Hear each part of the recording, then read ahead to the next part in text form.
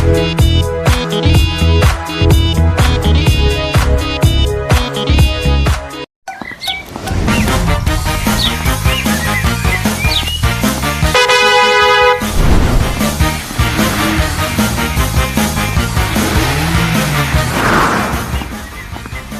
na naman kami kay Direk nito. War mode na naman. Uy, Janela! Andiyan ka na pala? Te, kanina pa kita hinahanap. Ay nako ha. Ay nako, di ka ba napapagod kakagala mo? Di ba sumasakit ang paa mo? Hindi! Bukod kasi sa matibay, kumportable itong sapatos ko! Alam ba? Na yung pagiging gala natin, nasa kultura na natin yun. Oo naman, gawain ko yan eh. Eh ano ba yung mga kasangga natin pag gumagala tayo? Eh di sapatos! Eh saan naman gawa yung sapatos mo? Saan pa ba? Eh di sa Marikina. Ano? Tara? Tara! Ating dayuhin ng mga super tibay At super gandang mga sapatos ng Marikina!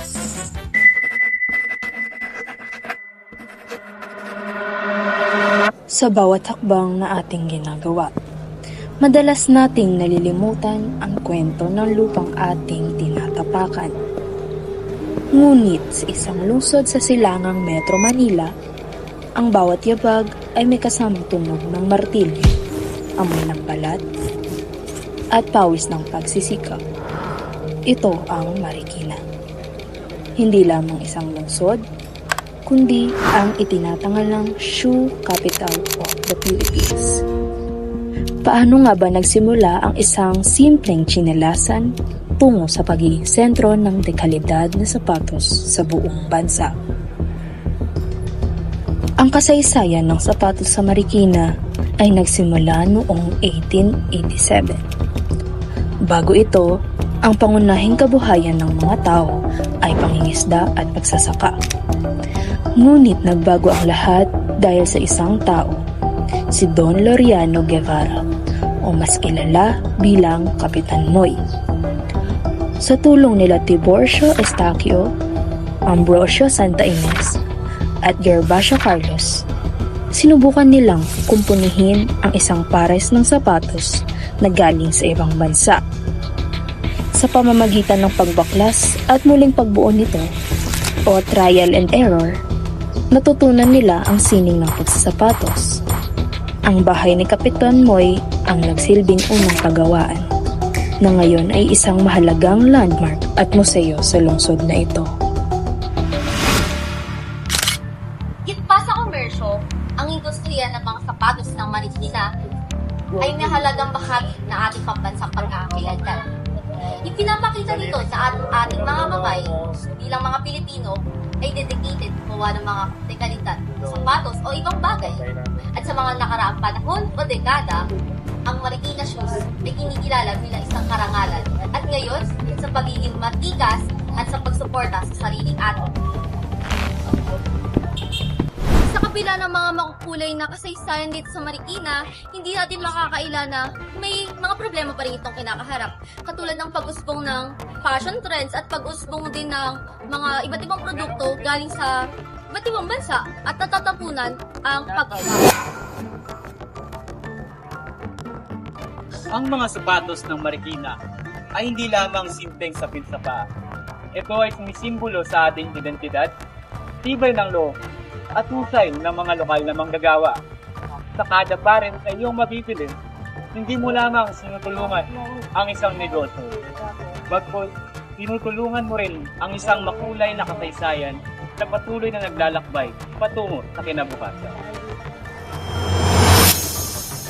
Maraming suliranin ang kinakaharap ng Marikina.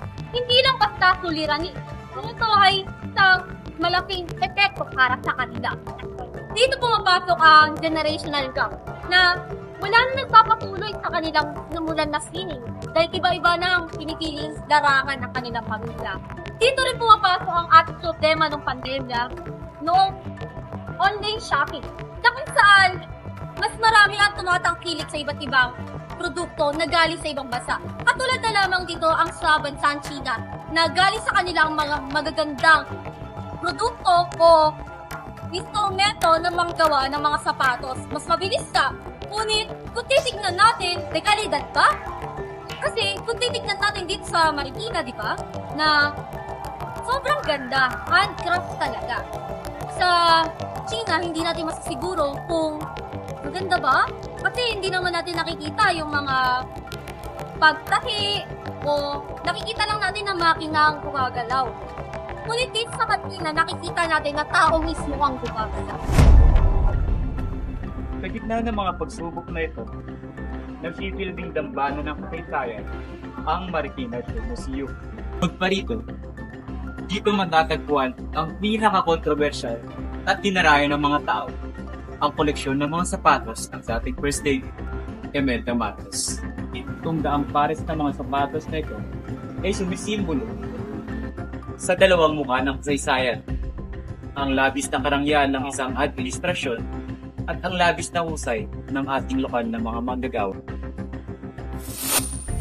Para sa marami, ang mga sapatos ni Imelda Marcos ay simbolo ng padilig na politika at ekonomiya na kinaharap ng atin. Gayun naman, hindi natin may kakaila na ang mga sapatos na ito o mga koleksyon niya ay pagpat sa mentalidad natin na kaya pala natin pumatok sa palako, kaya pala natin tumapak at kaya natin makipagsabayad ng mga international na katulad ng Gucci, Prada, at Gucci.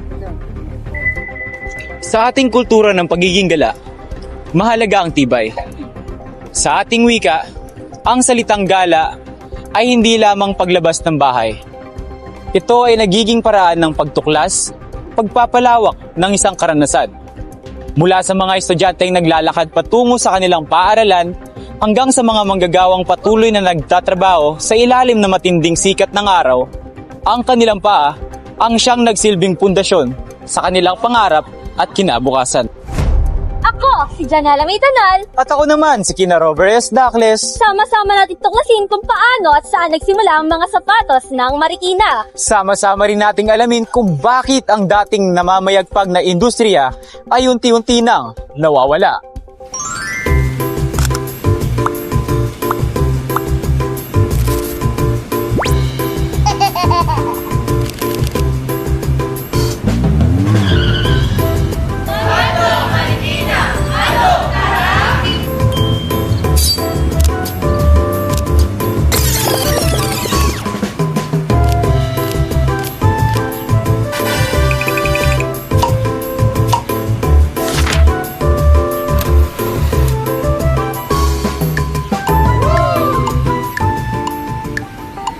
Ilang taon na po kayo gumagawa ng sapatos po? Ako, may 50 years na.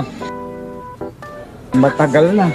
Ano po yung mga pinaka-memorable niyo pong nagawang sapatos?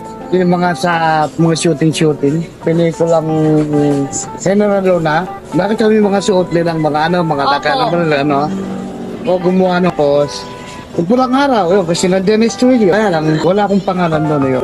Para sa inyo po, ano po yung pagiging sapatero? Malangal na trabaho. Sobrang bakal.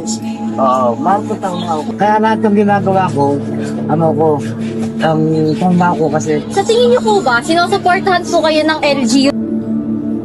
LGU, Opo. sinusuportahan kami. Opo. Walang pakialam sa amin yun. Walang pakialam sa amin yun. At wala silang sa amin. Pagiging sapatero, plano niyo po bang ipasa sa susunod niyo pong mga henerasyon? Wala na ako nakikita ang kapalit sa amin. Wala na. Alam mo kung bakit? Bawal kasi magtrabaho mga bata. Kaya wala kaming maturuan. Nagkaroon na eskwelahan ng paggawa ng sapatos. Iba naman ay tinuturo. Yung batas kasi nila, palibasa, mayayaman sila. Malay pera nila, hindi nila pinaghanap buhay yung mga bata. Ano po yung sana niyo po para sa susunod na henerasyon? Wala na, puro makina na. Puro makina na sa susunod na henerasyon. Wala nang sana. Paano yung susunod na henerasyon? Kaya puro makina na gagawa. Wala na pag-asa. Kin, yung mga pagsuporta kasi natin sa Marikina, hindi lang ibig sabihin nun yung pagbili natin ng mga gamit. Kasi nire-represent natin yung Marikina talaga. Hindi lang sa bawat pagbili natin, nakikita natin na Marikina yan, binibigyan natin ng yung sining ng halaga. 'Di ba? Yung nakita nating interview kanina, 'di ba nakita natin kung paano yung details sa paggawa? Ano yung mga naisip mo doon, yung mga pinagsasabi nila sa interview? Ano yung mga masasabi mo doon? Ay, ako yung pinaka dumatak sa akin. Yung sinabi ni Kuya na wala raw silang supportang nakukuha galing sa gobyerno. Yun, medyo na-touch ako doon kasi syempre, as anak ng nagnenegosyo, syempre parang ang lungkot din na hindi ka nakaka-receive ng support sa mga nakakataas. Basta yun, doon ko rin na-realize na may part ko rin talaga yung gobyerno kung bakit yung ibang mga mayayaman na kultura sa ating bansa is unti-unti na nawawala.